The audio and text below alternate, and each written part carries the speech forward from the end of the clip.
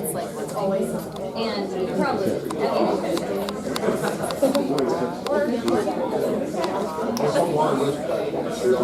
Yeah, but it's valid. you really want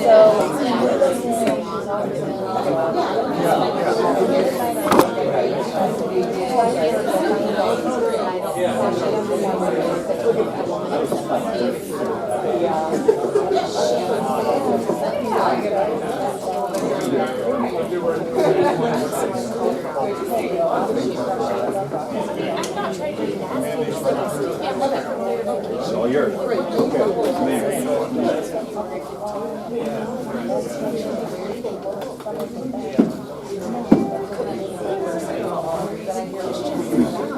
pretty like on it kind of. I mean, most of us are. I believe you. My bias is that like this. That's what happens.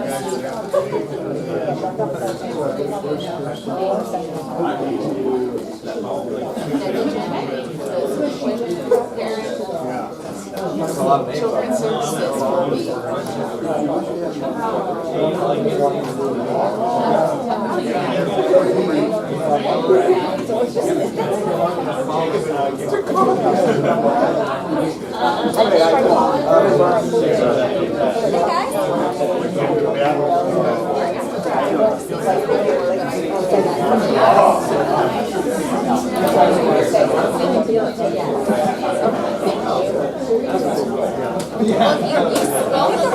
Because now you need another. You need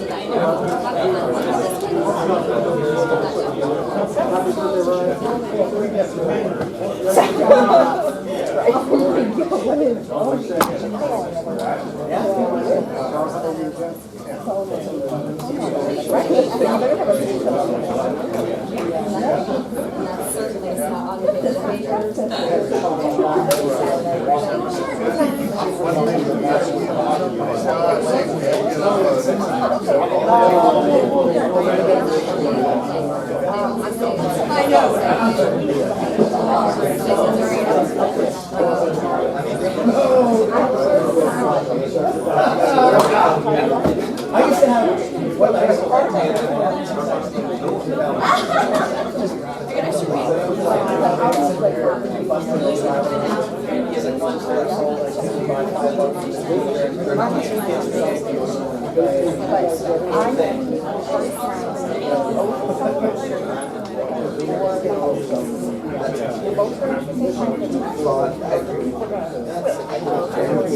homework. Oh boy. Here's some help. I don't know.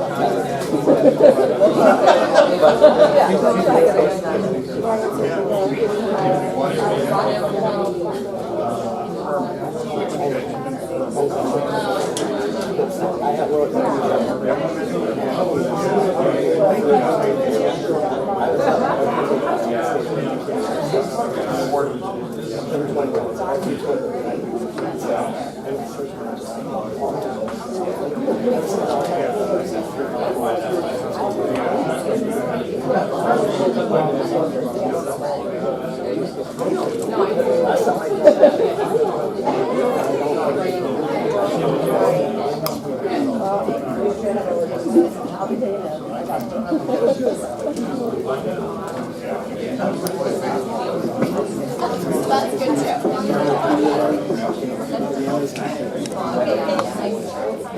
It's just, it's like the 50 years.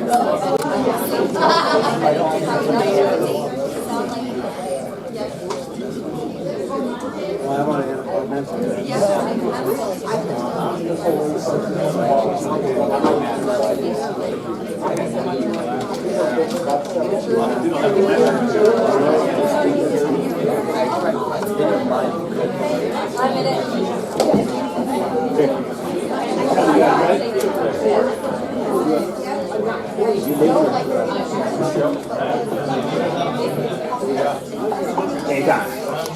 Ring chief? Yes, sir.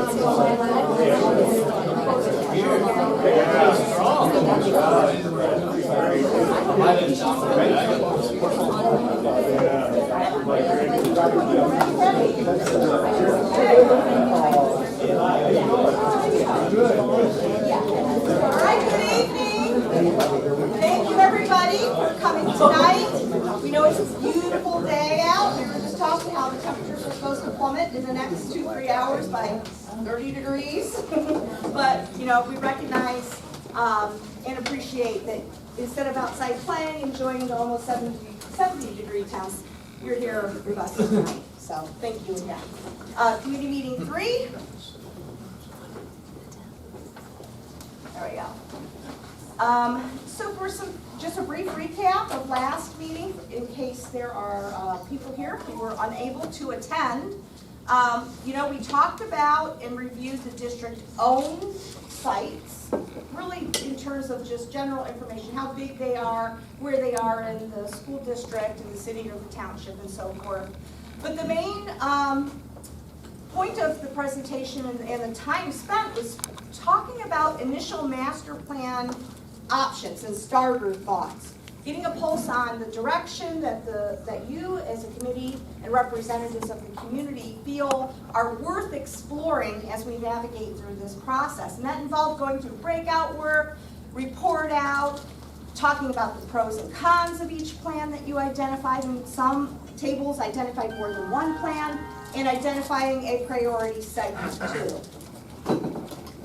So, talking a little bit about the repeated themes. I mean, we all heard the report out, but there were some consistencies that we saw and heard from each group and table.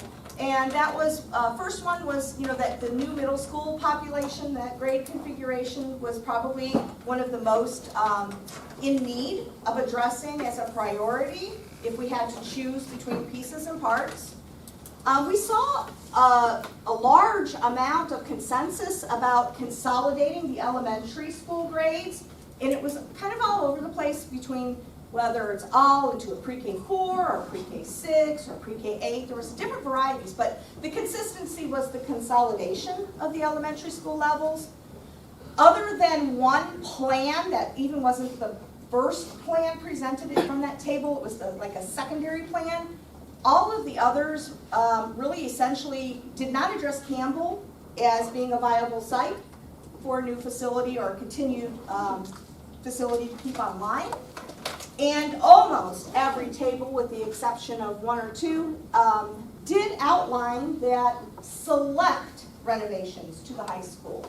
Not the $50 million that the OFCC has recommended, but we need to do something, but we need to still define what those renovation work entails.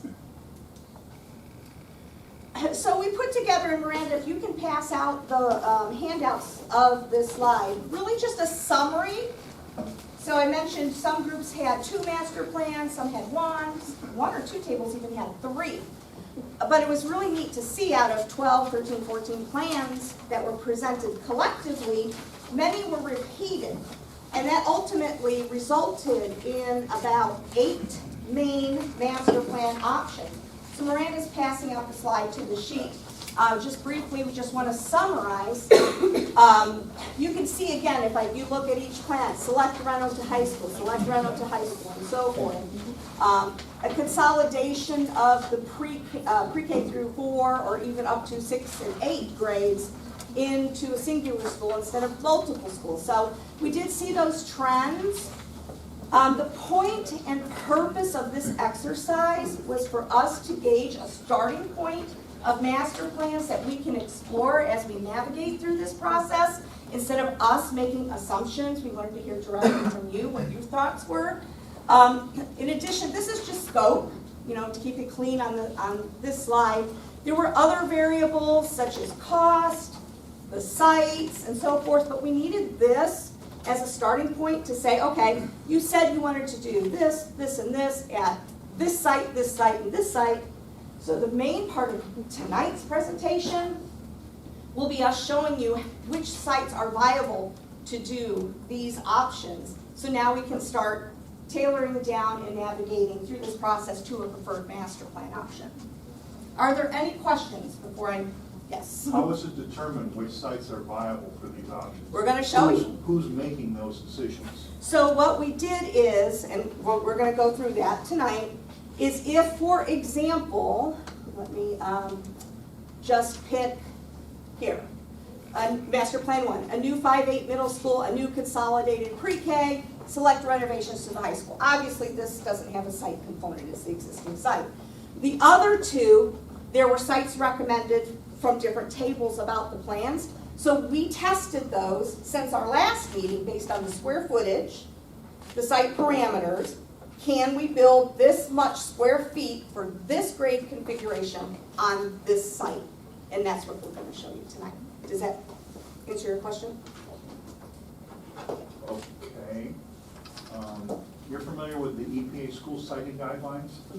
There's a whole lot of EPA, is it buildable property? Are there Right. all things, so All those of things those- have been done or not been done? We take in all of, go ahead. Well, I would say that detailed list, I mean, there's a lot of stuff in there, like Correct. soil borings and things like that. which Correct. Haven't, but at this stage, I think it's not, you know, we have to start out with the bigger picture and kind of get ourselves, as we move into, you know, selecting some of these. And there's other reasons why you might select a site, because it may fit or it may not fit. I was just clarifying that because you made me, by what you said, is we've already done that work, and we're going to tell you what's workable tonight. We've tested the square footage, is what I said. Okay. The square footage to see if that will work in the parameters of the site Okay. boundaries, to see if it would fit, to see if that's a viable plan to move forward with exploring. Right. Anyone else? Okay. And we're gonna revisit this. This is just a summary. We're gonna come back to this. Just recapping last meeting. But tonight, what we're gonna focus on, we have 1, 2, 3, 4, 5 agenda items. We're gonna talk, right now, just summarize, you know, we asked you to upload your thoughts and comments on the guiding principles. We received that, great feedback. One of the questions I think that came back, were they prioritized? And the answer to that was no. They were just collectively put on that diagram, on that document. So they're not prioritized in order. It's just a collection of the main priorities that you all have identified. We also have great feedback about the community involvement. We were really excited to see great responses, great feedback. So we're in the process now of analyzing and dissecting that information so that we can present that to you in the next meeting or so, to have a clear communication plan. One of the repeating themes that we saw on that was, you know, it might be a little too early to have a community meeting. That the majority felt we need to have tailored down to a few more, you know, lesser options, not 8, before we go to the community with feedback. But more on that to come. Q&A, that's come up several times, and that was one of the survey forms that were sent to you online. So Mr. Knoll's going to go over that in detail. We said last meeting, we just talked about existing sites, and there was additional sites that were brought to our attention to explore further, and were also outlined in those master plan options that have been reported out. So Mr. Knoll has some update on that. And then we'll go into further exploring the existing sites based on these master plan options, and then closing and discussion for next meeting. All right, thank you. So we're back to Thursday nights, which was the overwhelming majority of nights to meet. We had a couple of hiccups early on, I had a parent conference night, a couple of things, but this is our night moving forward. So do we have any new people that we would like to introduce themselves to us? Because we did this once a couple weeks ago. But Rachel, how about, so just real quick, who you are, mom, kids, whatever you got, go ahead. Okay, hi, my name is Rachel Busili. I have 2 kids in the district. I have a son who's in 5th grade at the middle school, and then my daughter's in 3rd grade at Hilltop. Okay, next table back here, next row. Saw a hand over here, yes, go ahead. My name is Roger Crawford. I have 2 daughters, one in CH and one in middle school. Awesome. Let's keep going back. Any other new faces tonight? We got a new board member here. Everybody knows, go ahead, Ms. Tracy, go ahead. I'm Tracy DeCapua. I'm a Canfield School Board member, and my children graduated in 2014 and one in 2017. Awesome. Let's keep going. Anybody else in the back? New here? Everybody good? All right. So, here's what I want to do. We asked you for some questions. I'm going to give you some of the answers, like only 6 or 7, but I'd like to respond to them, plus a couple other things that come up. So here's the first question that came up. How much are we paying these guys? Okay, so here's the answer. We have paid TDA $0, okay, for their body of work. This is what's called pre-bond, and the board interviewed 3 different architectural firms. They were selected, okay? So all this work that they're doing is what's called pre-bond. So we have paid them $0 thus far, okay, for their work. Now, here's the reality. They're not doing this just because Mr. Noel's a nice guy, okay? What they hope is, all this hard work they're putting in and we're all putting in is going to get a bond issue passed here in Canfield. And then what they hope is, when the board interviews again on who we're going to pick as the architectural firm, they hope they win, is what this comes down to, okay? And to be honest, I need to say publicly how much I appreciate their body of work that they've done for all of us in this room, especially me. I've talked to them 3 times this week just to get prepared for tonight. So I need to say that. Now, here's the deal. Let's say the bond levy passes and we don't pick them. We say, thanks for all your work, but you're out. We owe them $40,000. That's what's in the agreement, okay? Now, obviously, I hope that doesn't happen, but if the board says, hey, thank you, okay, but you're out, so be it. For all their body of work, which is now over 2 years, if you remember now, they've been with us since day 1. That's what the contract says. So I wanted to address that first, okay? When will Mr. Noel be contacting Governor DeWine and other local politicians to discuss the unfair funding? And I think that has to do with the equity ranking. Remember I said in the eyes of the state we're rich? Well, I don't know if you knew this. I was on TV with the governor. Did y'all know that? Because of him. The former mayor had a COVID committee, a mayor's committee, and the governor picked Canfield and put he and I on TV. Now, it's kind of hard to out-talk the former mayor, just for the record, but I gave him my best shot. Now, off camera, I took a shot at the governor, and they bring like aides or whatever with them, and I talked to him about 2 things. One of them was, you know, things aren't right for Canfield here. You know, this equity ranking, I understand it, but it's not good for Canfield. 16% isn't good. And then guess what the second thing we talked about was? Canfield Fair. Canfield Fair, governor wanted to know, is it going to be up and running? Or you could be, I said, Governor, I'm going to be there. It's a great thing. It's awesome. So, and then Al Catrona, I've reached out to him. And I got to be honest with you, he gets it. He gets it. No matter what side you're on, he understands. He's walked these halls with me and board members, and he understands where we're at. Okay, so that's been done. Does the district still only have 1 nurse? No. I don't know if we ever had 1 nurse, but we have 1 in every building. There's one at CH and Hilltop? Mm-hmm. There is a nurse at every building. What's involved in selling the property on Shields Road? Nothing. Board owns it, we can sell it. Now, the other properties like the middle school, CH, Hilltop, that's a little bit different, okay? If you want to write this down, please do. Ohio Revised Code 3313.41.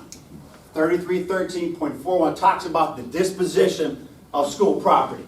Very complicated. I don't want to bore you with it tonight, but it's out there. Rule number 1, if the board says we don't want that property, we have to offer it to a community school within the school district.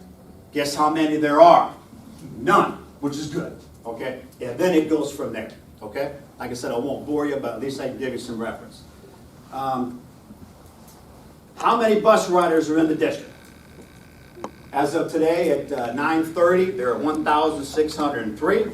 How many buses do you have? We have 39 total. We run 32 of them a day. This is the rider list reducing yearly. We struggled during COVID, but we're getting back. Okay, that was question 1. Question 2, where's the best place to voice our frustrations about the process? You're looking at it. I'm your man. Call me, email me, whatever you want to do. You know where I live, because it's where I work. Come see me. Is it possible for board members to speak up and do presentations at these meetings? I'll bring it up.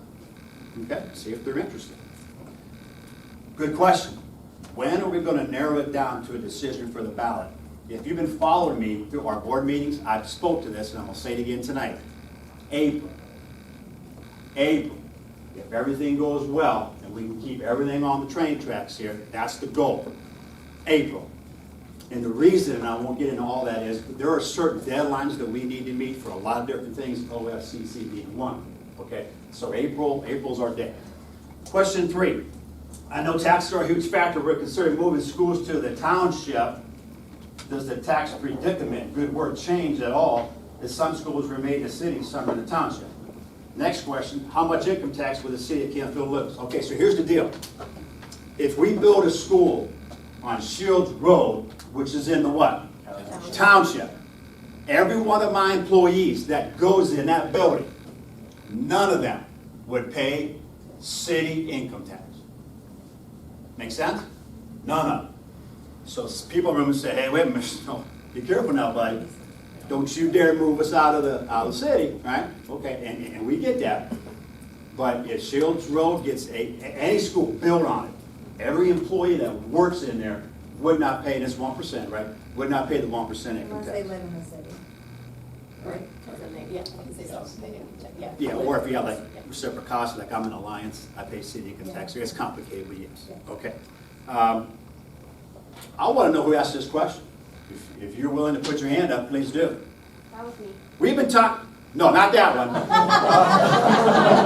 Not that one.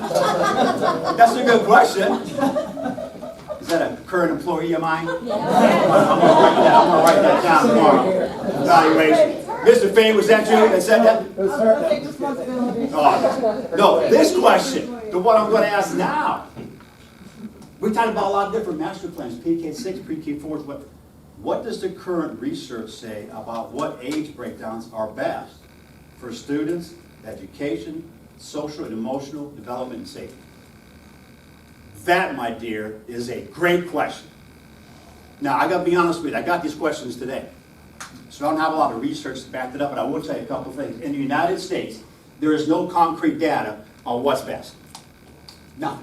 But here's what I'll tell you. A lot of data says this: the more transitions you have, the worse it is for students, for their stress, anxiety, and social and emotional well-being. Does that make sense? So if I go to a K3, then I move to 5, 7, 8, then I go to high school, there's more chances of having problems. All right. Make sense? That's what a lot of that data said. Now, is a K8 building better than a K4 or 5, 6, 7, 8? It gets a little murky, okay? And like I said, I got these today, so I haven't done a ton of research, but my assistant, Mr. Vito, is chomping on the bit, see? Because this is good stuff right there. Now, most times when superintendents like me make changes, it's because we have to. It could be budgets, it could be space, it could be staffing. Sometimes that's what dictates a lot of those shifts and movements when it comes to grade level bands. But that's a great question. Thank you for asking that. I didn't give you a ton of good answers, but we're going to work on that, because that's what we're talking about, yeah. Would you think about doing a poll with all the current teachers and say the options? Most of these options are new middle school, new elementary school, and poll all the current teachers, like PK through 8, just figure out. I know you want to do research, but see what their opinion. See what their opinion is on the breakdown. I've done what I call lunch and learns with my teachers. You know what a lot of my elementary teachers are saying? Get us under one roof. Let me have first grade, all 8 of them in one place, so we can go at it. Let me have all them kindergarten teachers in one place. And you know what? There's a lot of merit to that. Now, that didn't really have to do with the question, but that's what a lot of my teachers will tell you. And that makes a lot of sense for 100 different reasons, which I don't have time to get into. But I can easily do that. Yep. Last one. Joe? I'm sorry. Just go back one question. Yeah. I haven't heard this number yet. We know we lose the taxes. Do you have a dollar figure to that? Yeah, here's what I'm going to tell you. Last year, I think, and my treasurer in here, she'll always correct me. Last year, the city made about $180,000 on my employees. Now, if the middle school would move, right, 5, 6, 7, 8, don't quote me this, but just say 1/3 of my staff would be affected. What's 1/3 of that? Okay, well, 60 grand. I don't know, I mean, that's kind of what it comes down to. Okay. Yeah. Does that figure include the faculty that do live in the city that pay city taxes no matter what? Ms. Treasurer?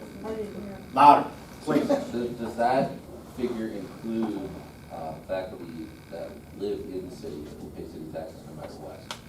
They Where would that's still just- have their residential 1% tax. Right, so those city taxes will not be lost.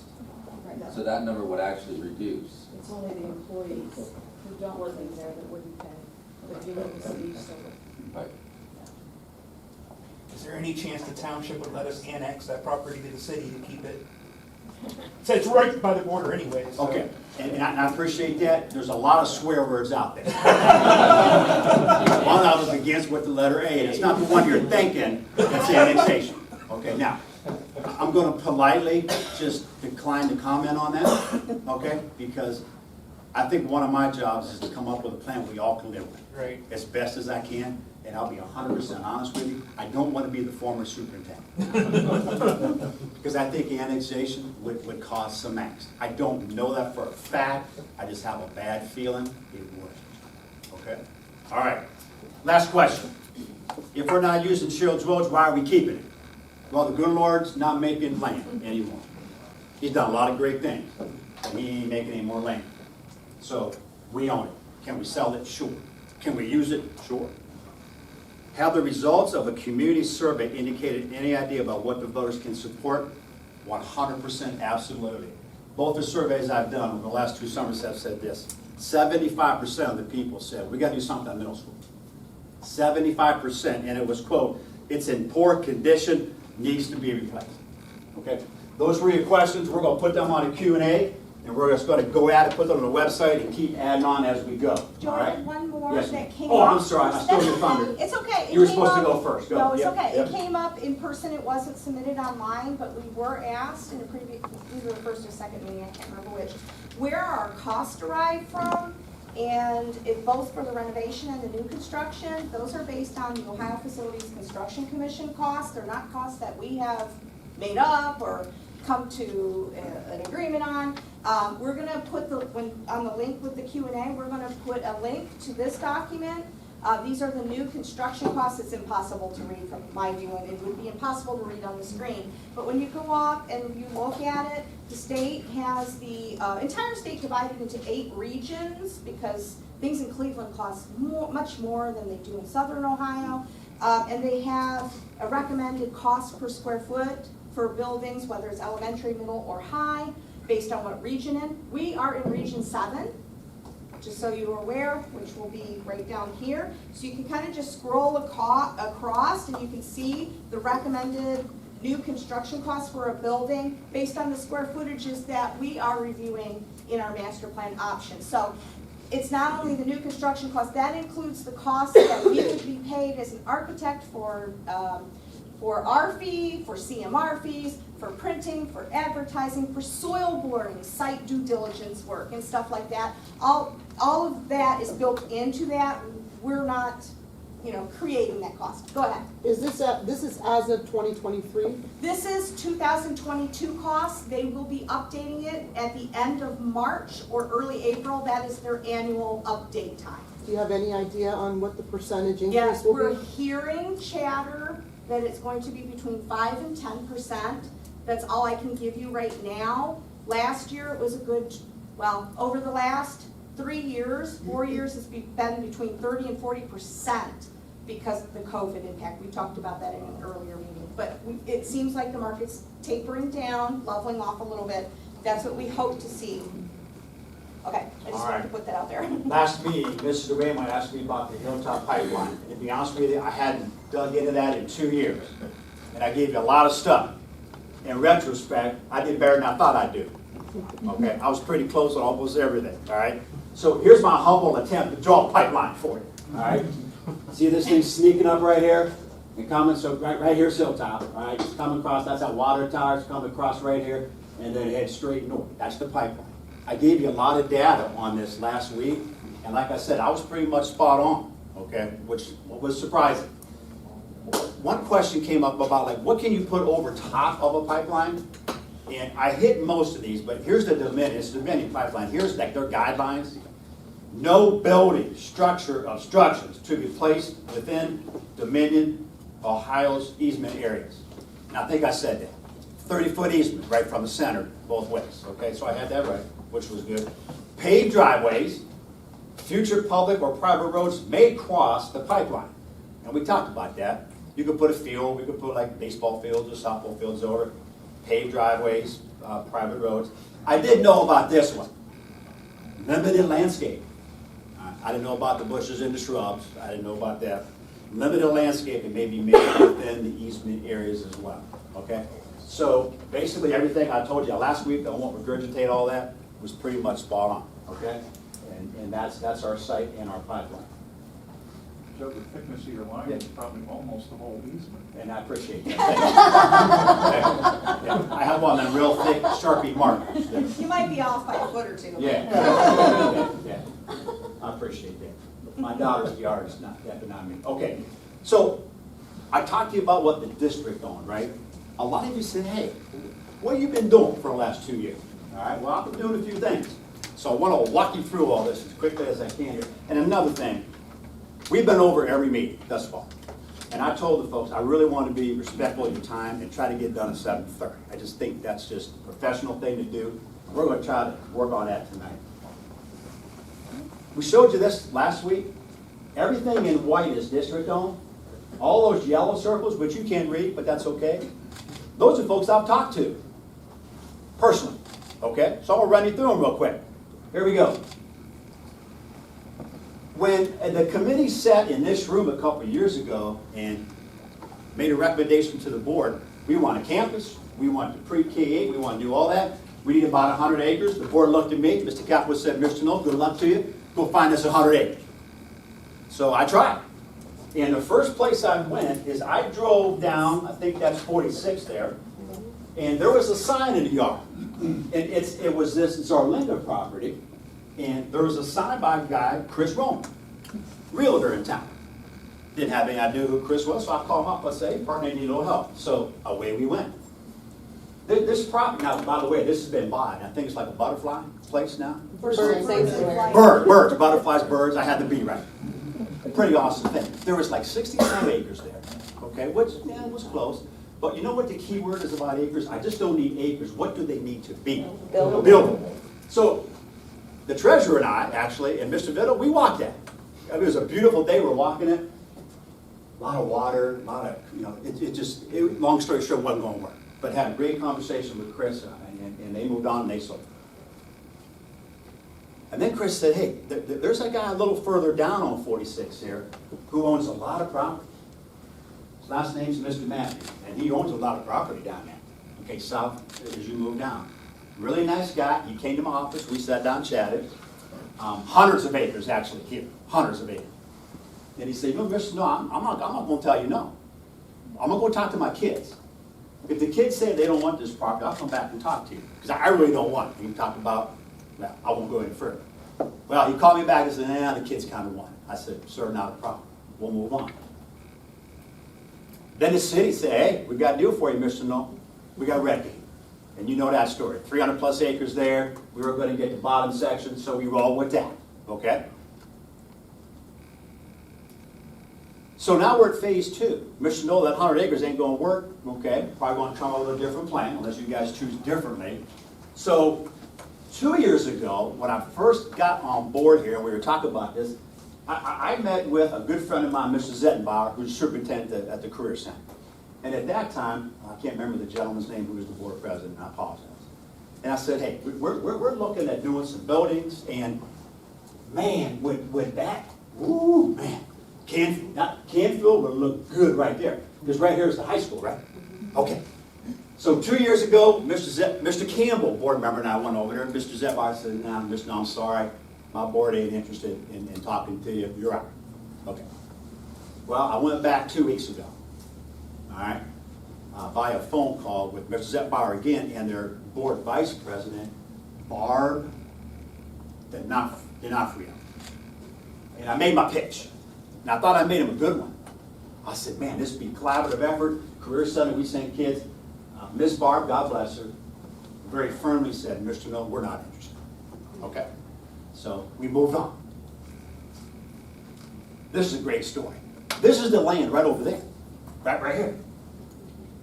I got a chance to meet with Mr. Bartel and his son, Brad, I think it is, at a place you don't even know exists. He has a garage, I think on Newton. Railroad, what would I say? Newton, not Newton, Railroad. I knock on the door and open it up. There are at least 50 beautiful, now I'm not a car guy, but I'm shocked and dazed.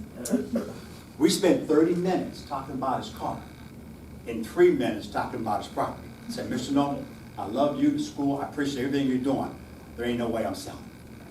I got 2 houses. One of them is collecting cars. The second one is, my house is up here. I walk out to the back of the property and feed the deer every morning. And I'm not giving that up. Great man, 80-some years old, great conversation. I'm old for whatever, okay? I'm old for whatever. But great guy. This gentleman, I've never met him. He called and said, hey, I got some property here. This is Route 11, and I think this is South Raccoon Road here, like you got like the gas stations right over here. There's about 16 or so acres there. He just said, hey, if you're interested, I'll talk to you. I said, okay, I'll put you on standby. All right. Then I met with this guy right here. Okay, so let's talk about this a little bit. This is Hilltop. Okay, right here. There's Mr. Reese's property. Okay?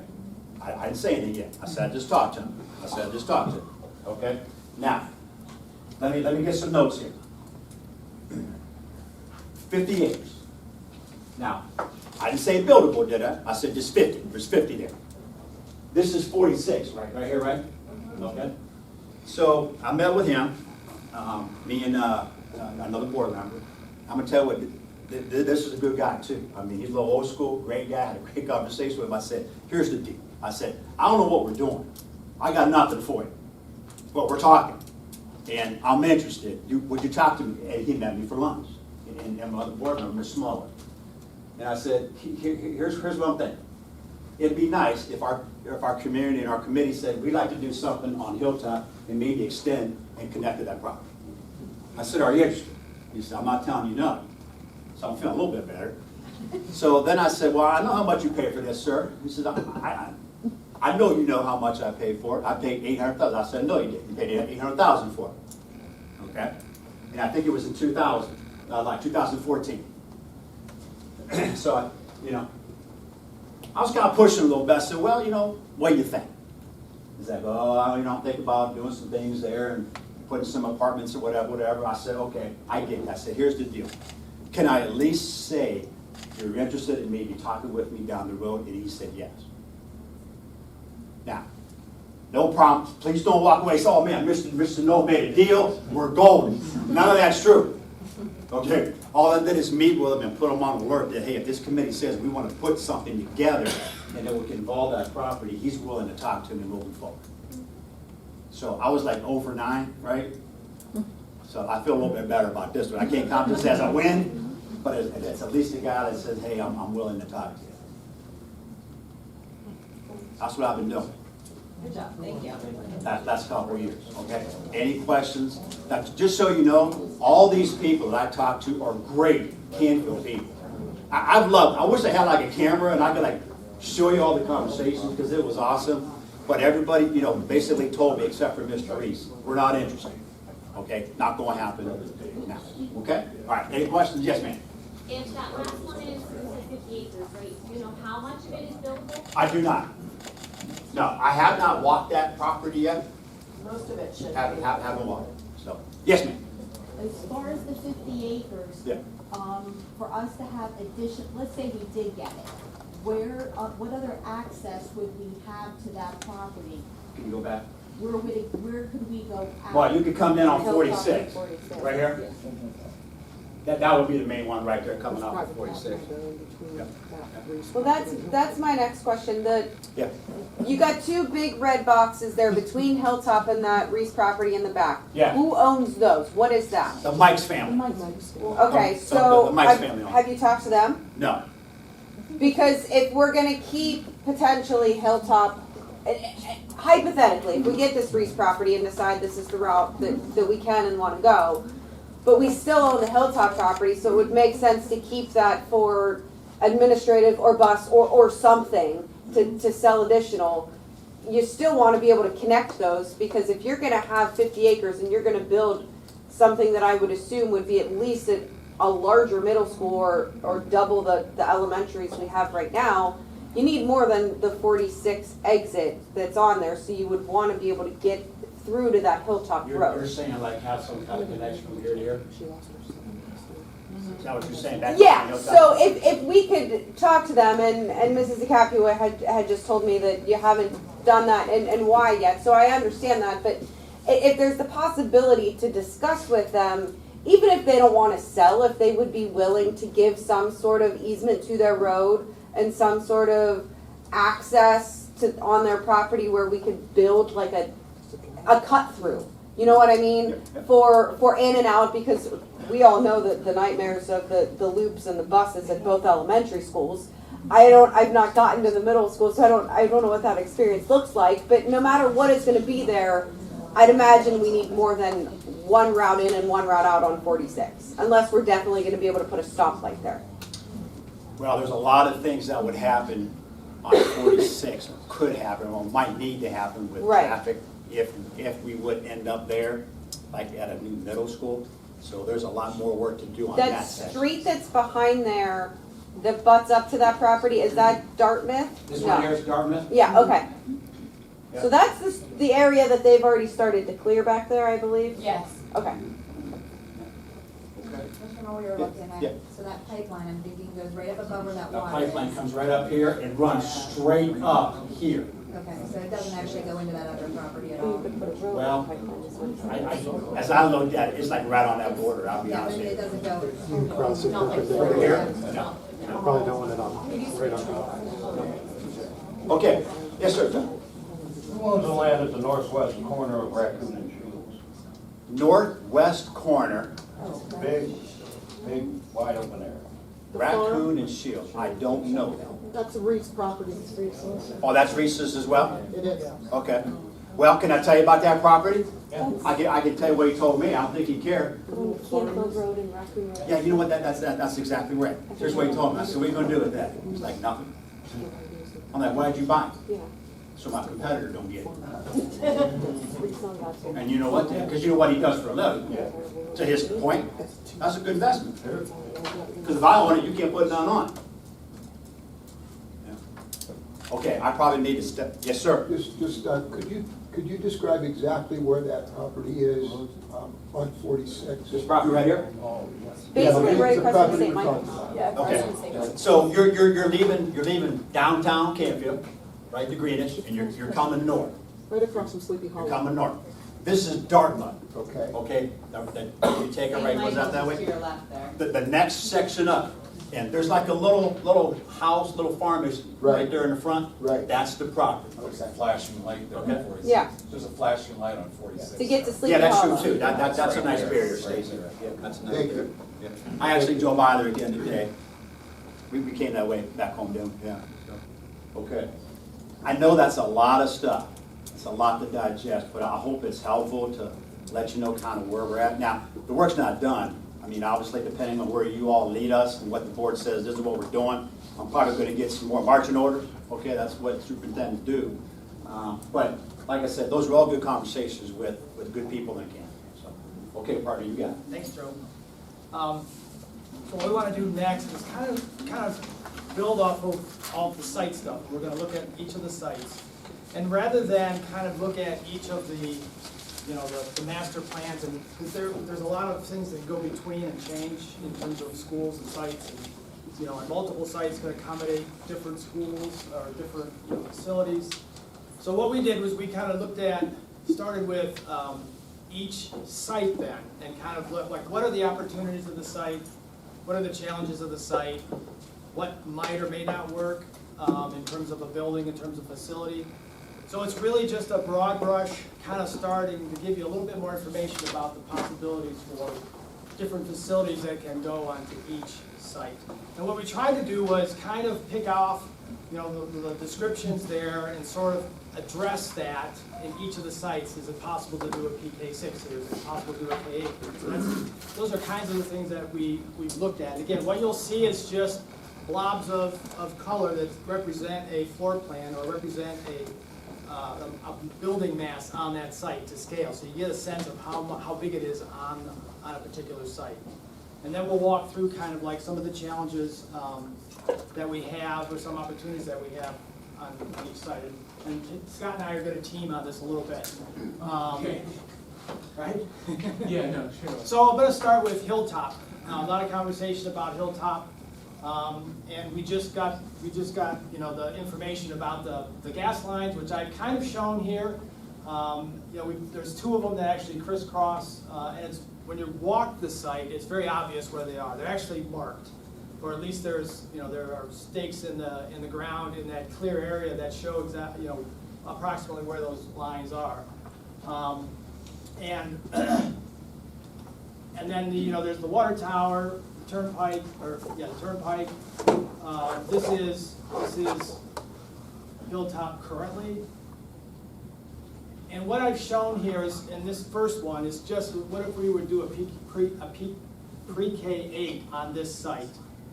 Now, one of the challenges of doing this when you have an existing building is that you have to have the building still functional, and you have to design the building around that. In other words, we're not going to tear this building down because the kids don't have any place to go, right? So they have to stay here.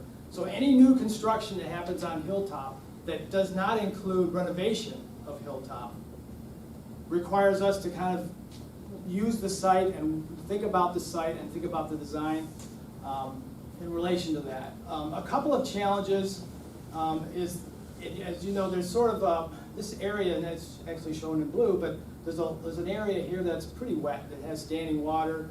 That whole back area, I think, has a lot of standing water at times. And I think probably what happened is when they built the school, there's a little bit of berming that happens right behind the school, and I think that kind of holds back some of the water. And that's why some of those areas back there are wet. This is the large open area to the west of the building, and this represents a pre-K-8. Again, just don't think about it as a design. It's just a mass that shows approximate area that it would take on the property. So your approximate mass is for a single-story building? No, no. This actually is, and all of them, I think, are two-story buildings. Gotcha. At least the academic portion, right? Not the classroom portion would be 2 stories. Obviously, everything, the gymnasium and all those other things would be on 1. So this represents 2 stories in the academic area. So even though it says 204,000 square feet, the actual footprint is probably something around 150, and just in terms of because of a gym or something like that. Because of right, it's usually a rule of thumb that we use all the time is that if you have a total square footage of a building and you have a 2-story, you take 2/3 of it as the first floor. The last third of it would be what's on the second floor. So that's kind of, it gives us an idea of a general planning rule of thumb, I guess. One of the things I will say that with the gas lines traversing the site there, we don't know exactly just to know how big they are or how deep they are. We don't have that kind of information about the pipelines themselves, do we? We know what the diameters are. We know that. I don't know how deep they're dug. So one of the challenges, and I think they're pretty large, right? These are pretty good. 20 and 26. So one of the challenges of doing anything north of the pipelines is that utilities have to come back to Hilltop. And they would have to come through, essentially, through the areas where the gas lines are. So that may actually be a challenge in terms of trying to do something north of the gas lines. And even if you were to do parking lots or ball fields that might require storm drainage, then you have that kind of interface, crossing those things to get utilities back to Hilltop. So that's just one of the additional challenges on this site, is to to coordinate with the gas lines. Again, the idea is that this would be built, whatever the configuration is. Hilltop then would be, the kids would move into the new building, it would be torn down, and then the improvements, which likely are parking, would get in the location where the existing building or approximate location of the building is now. What's the area on the side of the rectangular spot? This? Like the No, open- to the left, the grade. Oh, of the open. that's a courtyard, basically. The way we, and again, don't think about this as a design, final design, it's just a representation. Again, with academic area, you know, we like lots of glass, classrooms with glass, and so we want to typically have hoop in areas like that. So that's a new pre-K-8 on Hilltop. So now this gets a little more complicated. Now this is a situation where we're gonna, in this case, we're gonna utilize Hilltop as a, in the school. We're gonna renovate that. We're gonna do an addition, and this would end up being a pre-K-4. So there'd be a 50,000 square foot addition along with the existing, and that would end up being a pre-K-4 building. And then we would, in this case, we're just showing a new middle school on that site. Now, one of the things that starts happening, I think, is the site starts getting very crowded with both buildings on there, with the parking lots, which again, when we think about parking lots, we take the total square footage of the building, and about half of that is what needs to be in parking, because it's all based on students, right? So there's quite a bit of parking that has to happen, and suddenly, with all the, you know, with all kind of the traffic issues or the circulation issues that happen there, you start intensifying that with putting more and more and more building on the site. But that's a situation where all the K-8 and two buildings is on that site. Can you add a price to those, like go back to the other one? Yeah, and I think most of these are probably in that On the card. on the cards, I think. If you, for a general, I think if you go, you know, a new 5-8 building, I think is on there, I think. So those pieces are part of that. So some of the other plans that are here, we're putting pre-K-6, pre-K-5, pre-K-4. They all showed up as possible, you know, solutions onto this site. So again, the same situation happens here, but this is a smaller building now, or would be a smaller building, and the pre-K-6 is about 150,000 square feet. A pre-K-5 is 123, and pre-K-4 is about 105. So and this represents the largest one. So this represents the pre-K-6, 150,000 square feet. And again, the same idea is that the building would have to be designed with Hilltop on the site. And then when that gets built, you know, it would be demoed in parking or whatever site improvements would happen in the location of that. And again, this is sort of connected to other plans though, right? When we're talking about a pre-K-6, what does that mean on the other sites? So that's why we sort of approach this from a site standpoint. So you can kind of get the idea of how the sites work with each of these options. But then we sort of have to, at some point, we're going to go back and sort of connect them all together so that, you know, if the pre-K-6, what does that mean on another site and another site? So we'll pull all these things together. So this one here means the entirely brand new PK to 4, no addition to the. Correct. Yeah, Hilltop would go away. And it'd be a brand new either pre-K-6, pre-K-5, or pre-K-4 on that site. And again, that was one of them, I think, in the summary there was some that were looking at that as an option. Not necessarily on the site, but as an option for one of the buildings.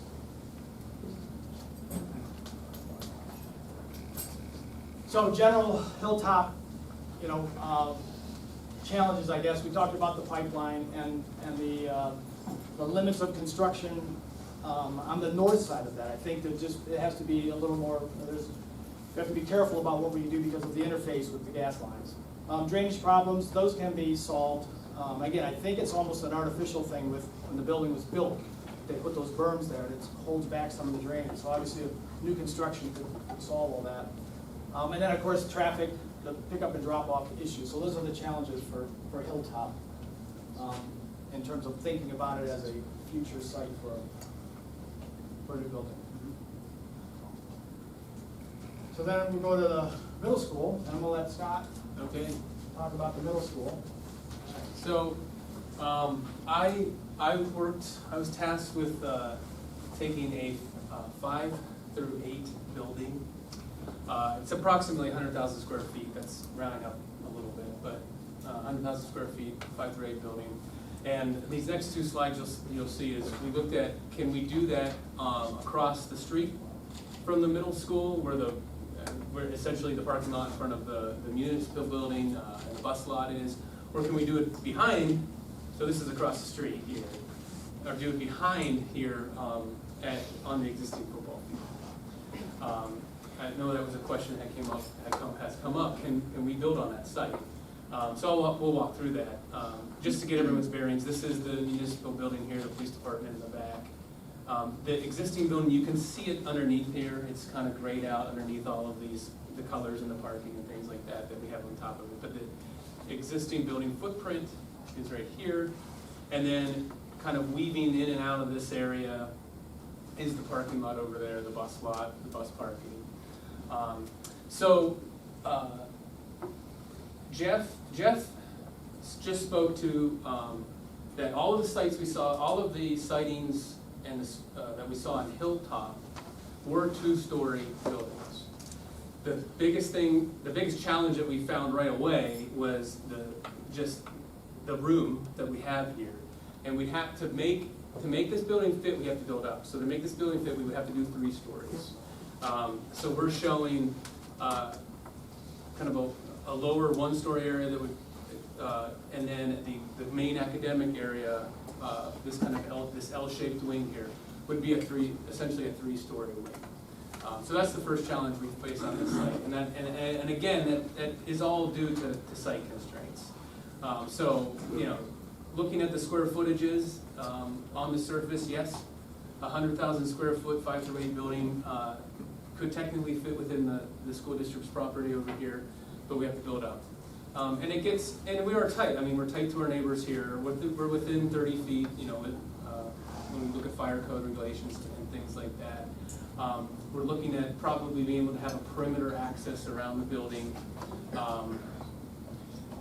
There's an existing piece of property here, a neighbor here it's not owned by the school district, so we're working around that. The benefit to building though across the street is, as we were talking with Hilltop property, if we can build across the street while this school still accommodates students, which during construction will be a challenge, just to make sure that all that traffic and workflow works out safely. But we've done it several times before on sites that are this tight. You don't have to swing these students anywhere. They can stay here, move in a new building, and then all the hard work comes as far as taking this building down. And once you can see the footprint here, once this building's down, you can accommodate plenty of parking, even maybe additional athletic fields and things like that. Yeah. What would you do for parking while this construction is a couple of years, what would you do for parking in all the buses during this phase? I think that is something that we have to look really hard at, right? I think temporary parking could happen on the existing football field, but then you lose the use of that field, at least temporarily. I think no matter where we build on an existing site, we're gonna have turmoils in the construction and have to just really be as patient as we can, right? Right. Yep. Has any thought been put into closing Wadsworth, the street, and making that one giant central area? Yeah, all walkable without crossing the street? It would, yeah, and internal, as we were reviewing this internally as a team, we had that conversation. I mean, in theory, you could, from this point down to this point, you'd want to make sure that Wadsworth is accessed by all the neighbors that have drives on it. In theory, you could do that. I don't know that we would want to build on top of, there's public utilities, you couldn't really build on top of that footprint of Wadsworth, but that could be closed to become part of the site essentially. Again, that would be more conversations with the city. The other issue when we're looking at city and what the city allows, city doesn't allow us to build that high in the way that this property is zoned. This way? Yes. So that's another challenge. But we can get a variance for that. We can get a variance, and if the city, right, so you can get a variance. Because if I'm not mistaken, the new bank will be 3 stories, the addition to the bank, so. Yeah, so you can get a variance. For this specific zoning area, it is limited to, I think it's limited to 35 feet. We would be over 40 feet, so. Is it a height requirement or is it a stories requirement? It's both. Well, it's I have to verify that. I know it's height. I don't know that it's specifically stories. I think it's more speaks to the height of the building. And then, building code. Yeah. Could we start with even the ground floor, even being a half underground to try and help get that extra height if they don't grant the variance? I mean, are we that close? We are, yeah, we're 15 feet Oh, to 20 feet over, so we're not that close, yeah, so no, I mean, it would be a whole story underground, and that's not necessarily work on, yeah. Do we know, I don't know if Mr. Knoll can answer this, is there any room in the high school right now to, say, move even 7th and 8th grade over right now to, like, if we could take the middle school and demolish parts of it, to have space over there, that if we could just displace those 7th and 8th graders for a short period of time? I mean, has anybody ever looked at any of that stuff? Like, you know, the high school used to have class sizes of 250 kids, and now they're down to. Under 200. Yeah, under 200. So is there room at the high school to take these 7th and 8th graders for a short period of time? Yeah, I'm not sure that I don't know that. We so haven't that's a great studied it, question. but that's where I'm noting it, so we can. Joe, look just at- walking around and seeing what I'm seeing, I don't see close to 400 kids in a 7th and 8th grade setting having space for them here. Well, what changed? Because like I said, I mean, I know when. Well, we might have had more kids here, but if they're freshmen, sophomores, and juniors, instead of having 22 in the class, now Mr. Madison has 32, you know, when it came to high school kids. Right. But the kids were still in a room, they weren't in 2 or 3 sets, but you can't put 7th graders, as you know, and 10th graders together. Right. That's the difference. You could, Mr. Madison can accommodate 35 kids in a math class 20 years ago, and now I might only have 23, but it's still the one classroom. So I don't see us having the room to do 2 grade levels here. I might be getting ahead, but did you do it? Yeah. Are we able to work it behind it? Okay. I'm curious. Thank you. So, again, the existing building sits under all of this empty space down here. So, I mean, the advantage to this, just looking at, just quickly, is that, you know, you don't touch any of this over there. So the bus garage stays where it's at. We don't have to find a replacement for that. All of that parking stays there. There's not any more room over here. It's even tighter. I mean, you can see the building stretches out again. And again, it's a 3-story building. There's other site logistical challenges as far as how we're gonna handle stormwater, even during construction, after construction, and things like that. I think all of those things we can investigate further, especially if this is something that this committee decides, yes, we need to study this site further. Those are things that we can look further into. This is a quick diagram to say, yeah, you can fit 100,000 square feet on the site, but it may not be ideal, especially access and things on the side of things. Is there any value to salvaging the back gymnasium and the newest addition to the middle school, if we were to tie it? Is there any value? Because I mean, that's a big gymnasium. I know it needs maybe a little bit of, upkeep or something, Sure. but is there any way to tie into that to salvage that, so we don't have to pay $2 million for another gym? So, to that point, in theory, yes, right? What we found, this has come up on several past projects we've worked on. What we found is once you do the investigation, and the need, knowing that this is a newer gym, even though it's a newer gym, bringing that up to current codes, bringing it up to current standards, especially OFCC standards, state standards. Usually, and I don't know that we studied this yet completely, but usually costs more than just building a gym. Really? $2 million? Right. Okay. And then where was it going again? It's gone. What's that? It's gone. It left. Oh, your thought, yeah. It'll come back in Yeah, the it will. tonight when you're going to bed. So, and again, this. Oh, that was my question. Does that include a gymnasium? All of these diagrams? They do, right. Okay, it does. One. gymnasium. Okay, I just wanted to make sure. That's important with this Okay. site too. I Sorry. mean, some of the other sites, you can accommodate, you just can only accommodate so much square footage. So both of these schemes only show one gymnasium. Could, like, so going back to what I was saying, like, you don't have to build a 3-story building, because you could build 1 story, move 5th and 6th grade over into that building, tear down half of the middle school, and continue to build, rebuild, right? I mean, is that would that be an option or not?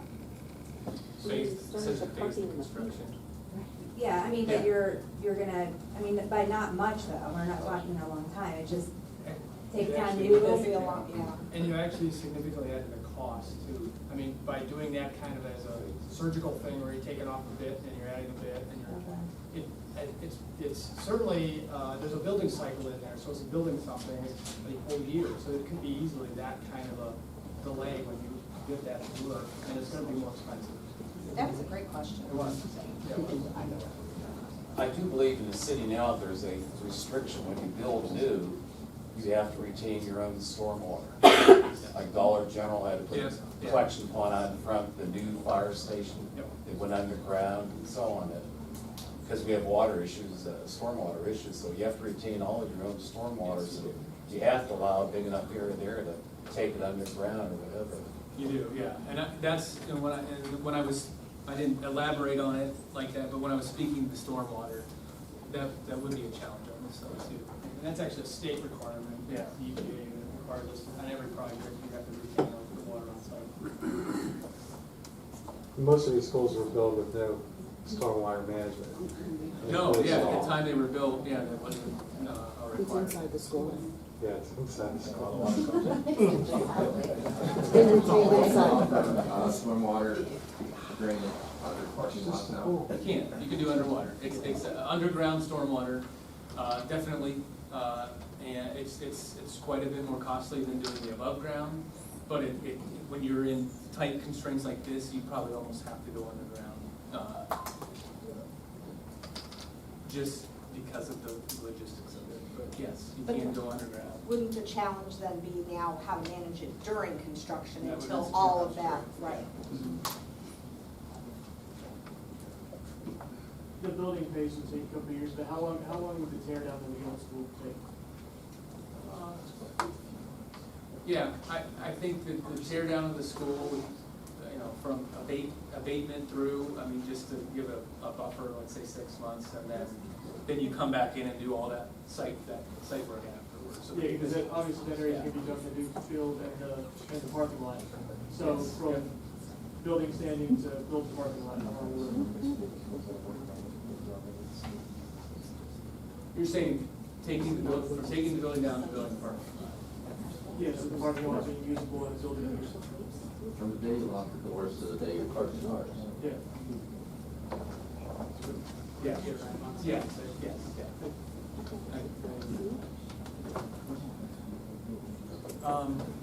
We can go back to these, I'll move on, so, here, water retention, space for a second gym, our challenges that we're seeing, where does busing go? I touched on that a little bit, and it's obvious with the one site that busing would have to be moved. And then the zoning requirements for 3-story zoning, and, that one, I mean, if the city is interested enough to have this building be on that site, I mean, they would probably they may work with us on that. We have not approached them about that. I have a question. Yeah. If you were gonna tear down the middle school and build a new school there, would any of the things that you mentioned keep us from building there? The water and all that? Is that a good site otherwise, except for the fact that we have to maintain school while we're building? So if we find a way to swing those kids out, the students out somewhere, tear down the existing middle school and use that site, it starts to reduce these challenges by quite a bit. I would say. But we would still build at least a 2-story school there, yes? Yes. That would have to be the case? It would have to be, To house that same grade levels, those same Correct. grade levels? yes. Thank you.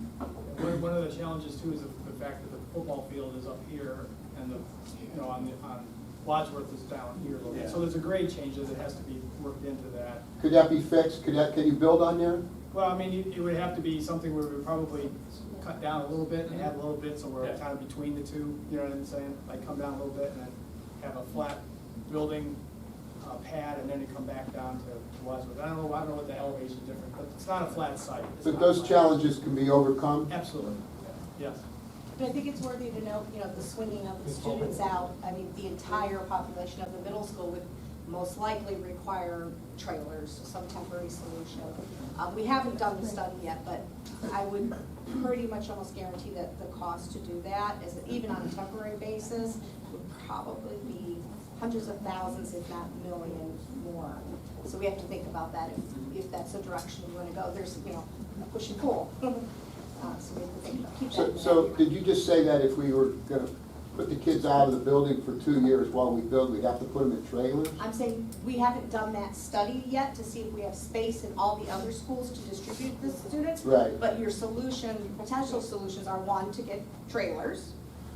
We've seen other school districts rent, you know, Catholic schools that are no longer in service and utilize them on a temporary basis. There's still a cost to those options. I'm sure there might be some others, but we haven't fully vetted it, but just those, you know, you have to find a temporary solution for those students for 3 years. So that does have a cost impact. Well, we know the building is no longer, you know, it's outlived its life, but the location is great.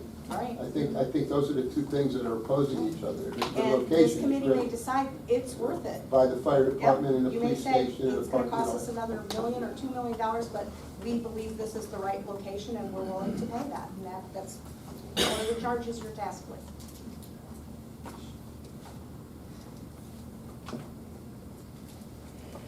So, and then I took the 100,000 square foot 5-grade building. This looks a lot like the building that Jeff is showing on the Hilltop site.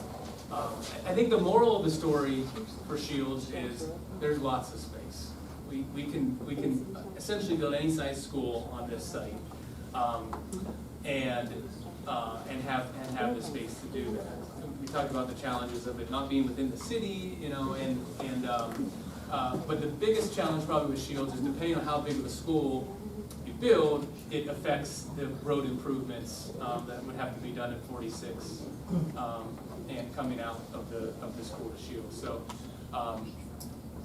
you know, we ran two models. We ran I think a PK8 and a 5.8. I'm showing the 5.8 here. You know, with suggestions of having one drive, needing one drive to come out to Shields, having a traffic signalization there. And then you would, in both schemes, whether you did a pre-K through 8 or 5 through 8, you would have to do some pretty significant improvements at Route 46 intersection, widening all four sides of that intersection. So that, I think, that is one of the biggest challenges with this site is the road improvements that would have to be made on Shields and at 46. Yeah. And I missed last meeting, so I apologize. The McCune Field, part of the Campbell Baseball Club, would they offer a land swap to give us that piece? Has anybody talked to them about that? Like if you did a land swap with Hilltop or somewhere? I have not spoken. Yeah, I don't Is there any merit to that or not? How many acres are in the back? I think 14 maybe? That's not right. 23 acres of Shields that we own. No, he said the No, fields. oh, the McCune We have Fields. If you did a land The swap Fields, with the I think, baseball. is 25. No, what we own is 25. I know, but I think what the Fields owns Is is. another 25? Yeah, and I have it in my phone somewhere. I'll find it and I'll let you know while he continues. But I believe it's 25. Maybe it's 20. What would be the reason to actually add on to the property? If you did like K through 4 in the back and then the 5 through 8 in the front. Like on both, using both? Yeah, and then that way you could build something there, not touch any other school until it was done and then move everything year one.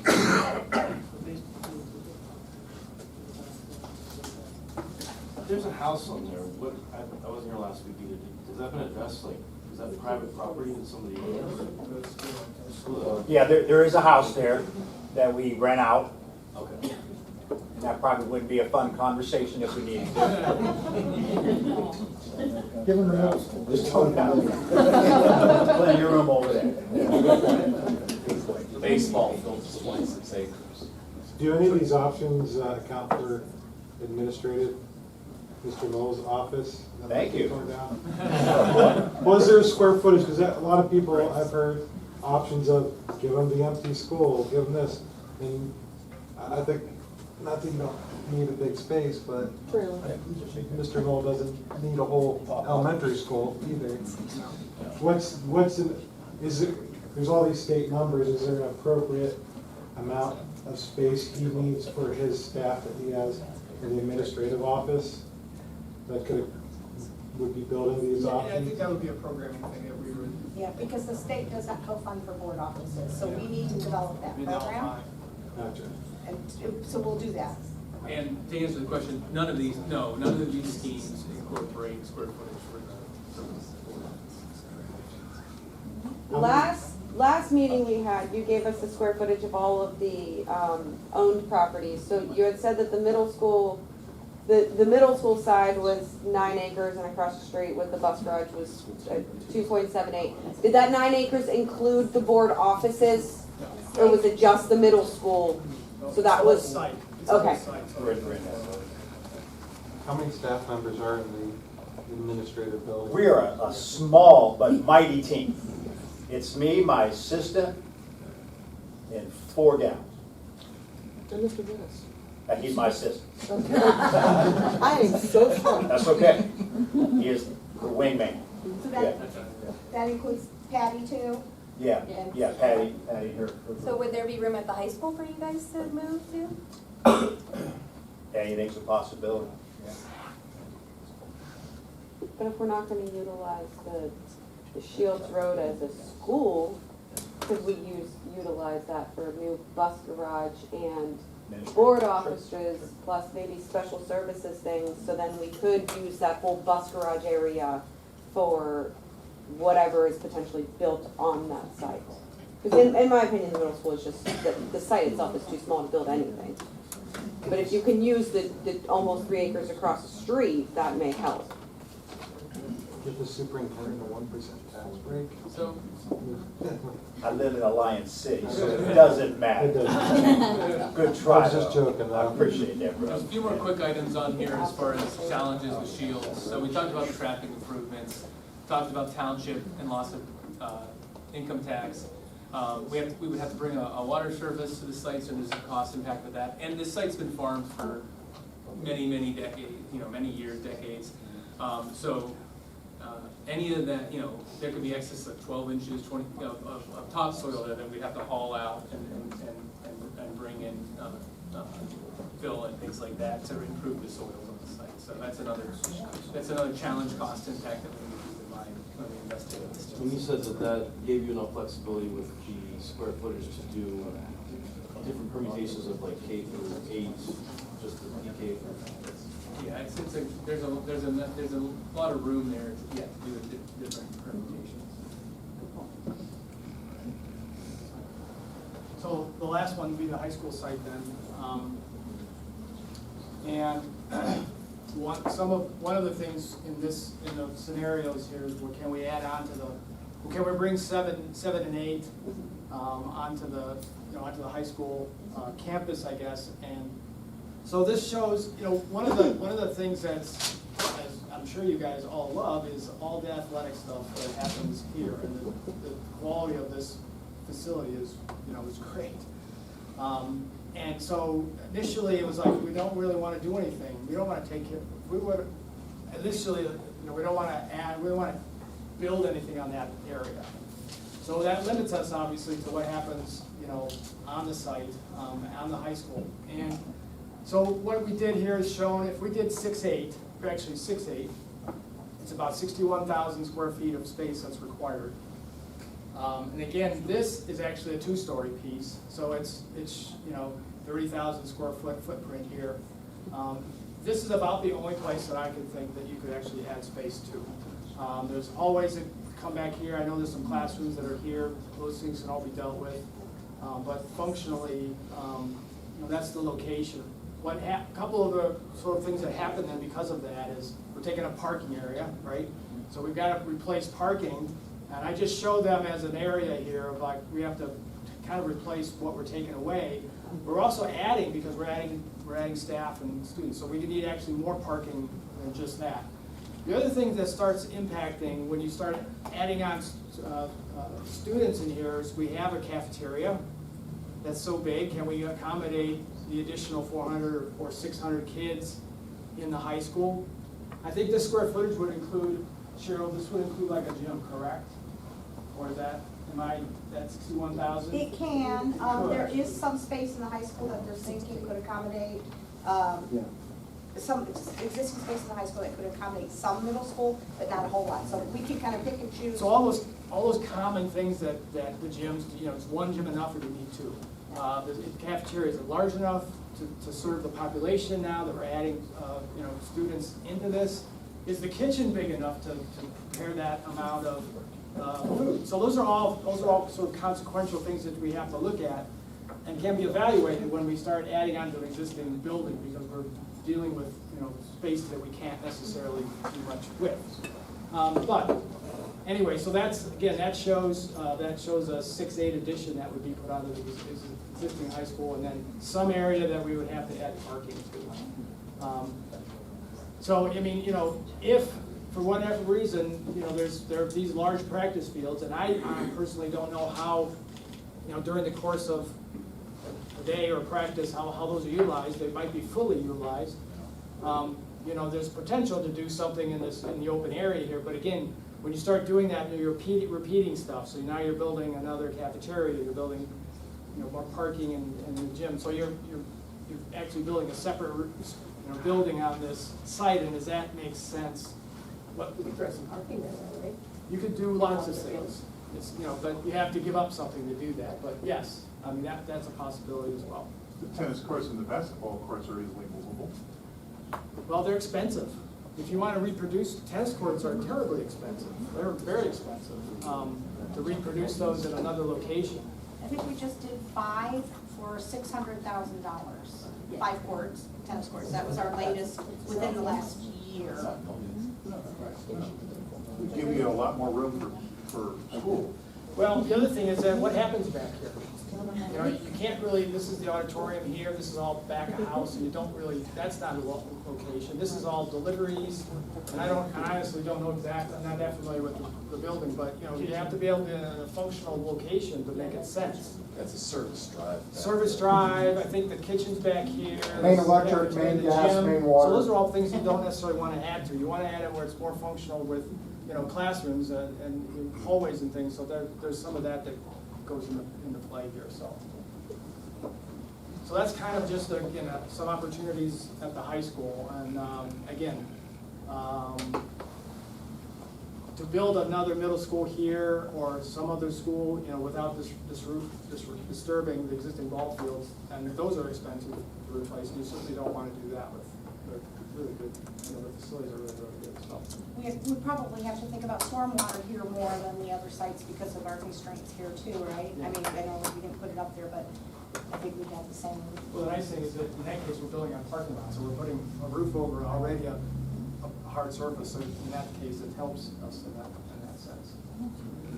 So that's kind of taking you kind of through the sites, giving you some of the challenges on the site, some of the opportunities. I think there's a lot of flexibility, and then it's sort of applying, the eight programs and figuring out which sites make sense. I think there's maybe if we have a better sense of how that might be put together. So can you go back one to the high school? Yep. I think out of all the plans that you have presented, it was, do you mind me stealing that, actually? Master plan,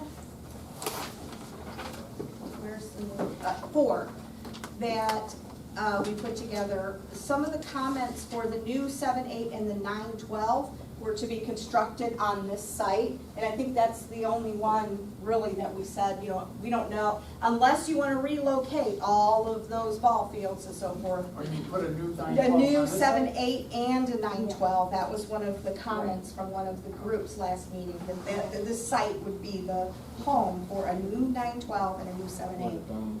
That's the one we have, does not seem. You basically take an eraser to the entire. Yes. I mean, the cost impact would be huge.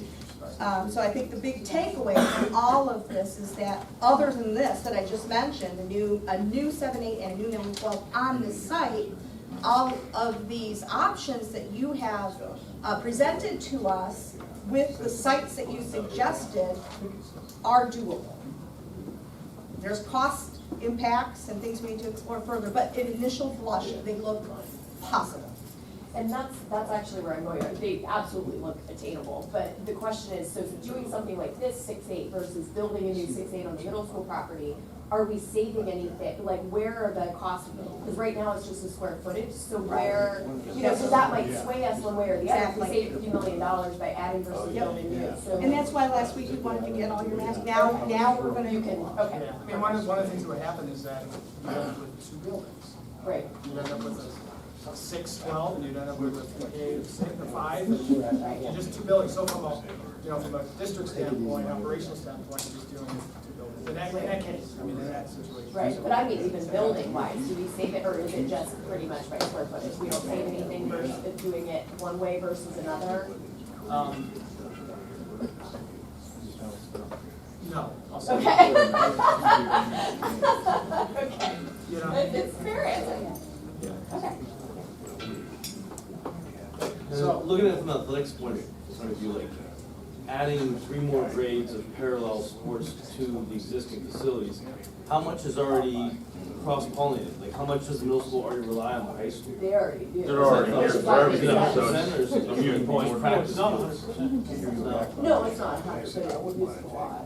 But it would be, again, athletics carries a lot of weight here, so before we did anything with that, they'd have to probably do something.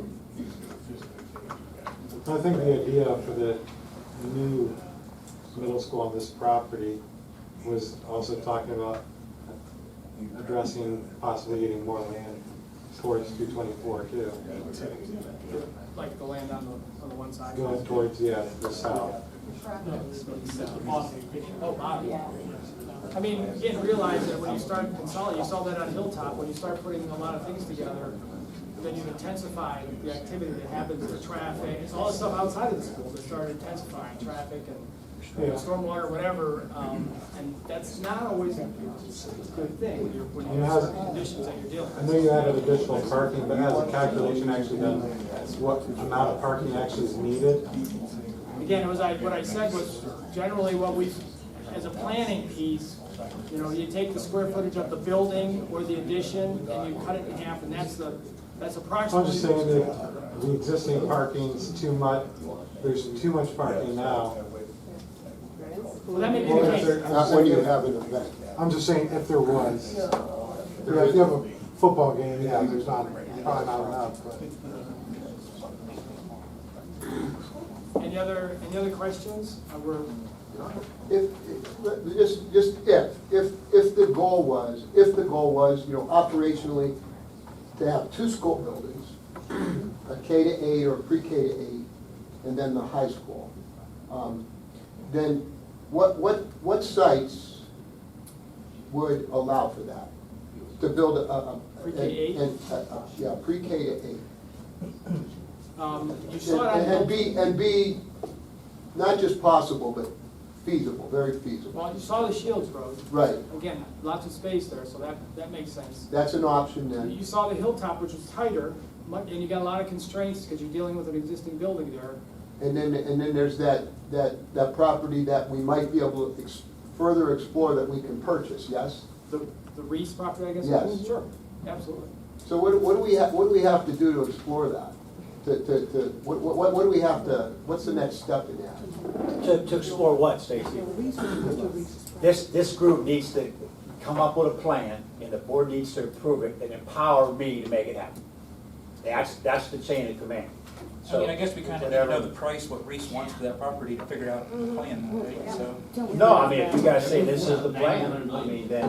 But if you think about it, if we had that property, we could build a pre-K to 8 on that property, wouldn't disturb any of the operations going on in the buildings for 2 years. And it has plenty of space, until you investigate, make sure there's no hidden gas lines and all that. It has plenty of space. That seems to be a solution to me. It just seems to be a solution. I'd also like to know what maybe some of our other properties, once we're not using them any longer, could be sold for. Yeah. You know, If you tear down the middle school, Yeah. and what's that worth compared to the property on Shields Road? So that property might be more worth for the developer than Shields Road. Could you at least have a discussion That Reese about property, walking have you it looked at it? and What's the seeing what that steep looks like, incline? what's potentially Haven't really had a buildable, chance to what see the it. buildable Not acres flat are? to it. That's why they call it hilltop, 46 hilltop or. Right, I mean, if we can, I don't think that we can collectively make a East decision side, about it the route it navigates lower as you get to 40. It comes down to 46. 46 is very low compared to hilltop. It's still higher though than even Hilltop, because Hilltop goes up to, you know, so it's even a little bit higher, so it's not as steep as Hilltop, Skyline. Up a pitch, no, because the road goes up on 46. It's my house, trust me.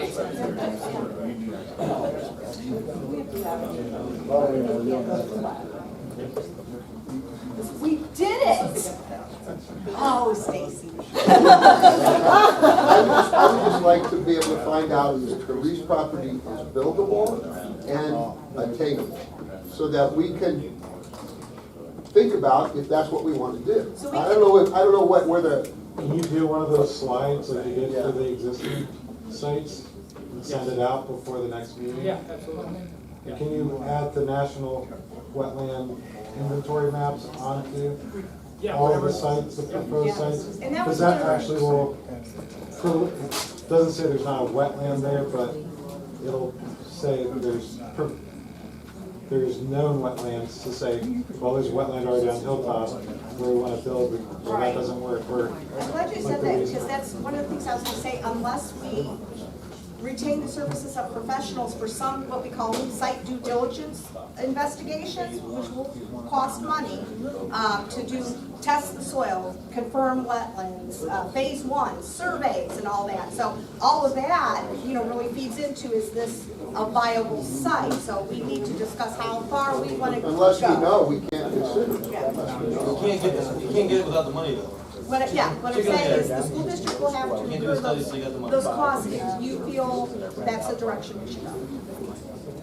Also, we reach out to someone who has donated those services to the school district. Did you have a question? No, I was just saying too, with construction costs, so Canfield City, Canfield Township, I think it's Ellsworth Township, all require a 10-inch block as opposed to 8, which is more expensive when building because of the soil. We can't hear you, I'm sorry. That's okay. No, what I was saying is Canfield City, Canfield Township, Ellsworth Township, all require 10-inch block for foundation.